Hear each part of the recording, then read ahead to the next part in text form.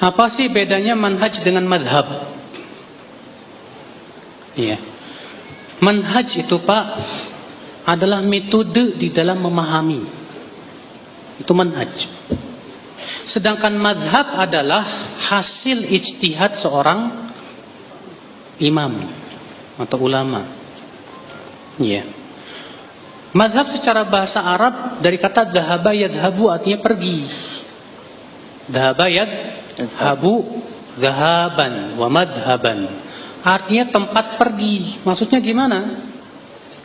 Pendapatnya. Ya. Maka kalau pendapat seorang ulama disebut itulah madhabnya dia. Paham nggak Pak? Nah di dunia Islam ini kemudian terkenal ada istilah 4 madhab.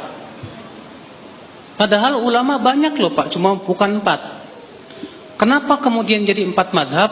Karena merekalah yang paling banyak pembelanya Pak.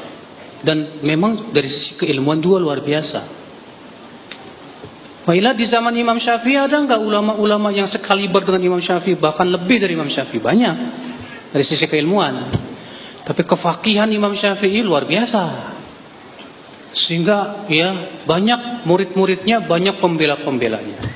Di zaman Imam Malik ada enggak yang sekaliber dengan Imam Malik? Banyak, Pak. Bahkan banyak sebagian ulama lebih mendahulukan keilmuan Laits bin Sa'ad daripada Imam Malik. Sezaman itu. Ya, tapi ternyata yang lebih masyhur Imam Malik karena murid-muridnya yang tersebar dan pembela-pembelanya lebih banyak. Ya. Imam Bukhari kenapa nggak jadi mazhab sendiri Pak? Padahal kan namanya masyhur sekali Imam Bukhari kan ya. Iya.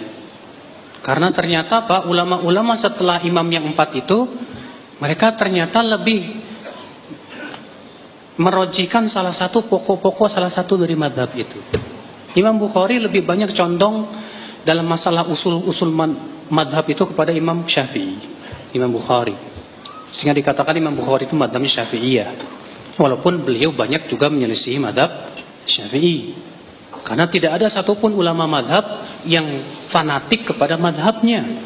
Tidak ada satupun ulama madhab yang mengatakan nggak boleh keluar dari madhab. Nggak ada.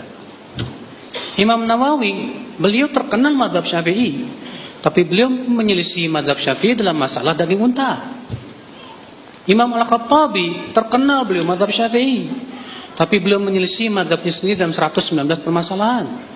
Ibnu Hajar Al-Asqalani, terkenal beliau madhab Syafi'i, tapi antum baca dalam Fathul Bari, banyak sekali seringkali beliau menyelisih madhabnya, karena adanya dalil yang menurut beliau lebih kuat dan lebih rajih. Ya. Terus kenapa ulama-ulama dinisbatkan kepada madhab? Mereka dinisbatkan kepada madhab karena mereka lebih merojihkan pokok-pokok madhab. Karena dia merojihkan pokok suatu madhab, dinisbatkanlah kepada madhab itu. Makanya kata Ibnu Qayyim, orang awam tidak bisa dinisbatkan kepada madhab manapun. Karena mereka tidak faham pokok-pokok madhab.